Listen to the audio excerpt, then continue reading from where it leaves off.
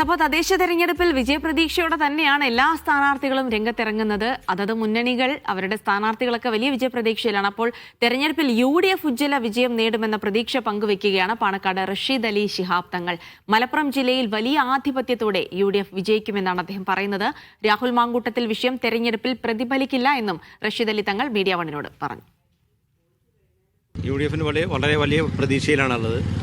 എല്ലാ പഞ്ചായത്തുകളും മുനിസിപ്പാലിറ്റികളും കോർപ്പറേഷനൊക്കെ പിടിക്കണമെന്നുള്ള ഉദ്ദേശത്തോടു കൂടി എല്ലാവരും ഒരുമിച്ചാണ് പ്രവർത്തിക്കുന്നത്. എല്ലാ രാഷ്ട്രീയ പാർട്ടികളും UDFിലെ സംവിധാനത്തിൽ ഒരുമയോടെ നിന്നുകൊണ്ട് പ്രവർത്തിച്ച് മുന്നോട്ട് പോവുകയാണ്. നിലവിലെ ഇപ്പം ചെറിയ കോൺഗ്രസുമായി ചില തർക്കങ്ങളൊക്കെ മലപ്പുറം ജില്ലയിൽ ചെറുതായിട്ടൊക്കെ അതൊക്കെ എല്ലാം പരിഹരിച്ചുകൊണ്ടിരിക്കുകയാണ്. കാരണം അതിനങ്ങനത്തെ പ്രത്യേകിച്ചുള്ള ഒരു തർക്കങ്ങളില്ല. സ്വാഭാവികമായിട്ട് ഇപ്പോൾ രാഹുൽ മാങ്കൂട്ടത്തിൻ്റെ വിഷയം വളരെ സജീവമായിട്ട് നടക്കുന്നൊരു വലിയ പ്രശ്നമായിട്ട് ഉയർത്തി കാണിക്കുന്നു. അത് ഈ തെരഞ്ഞെടുപ്പിൽ അത് UDFിന് ബാധിക്കുന്ന പ്രശ്നമല്ല.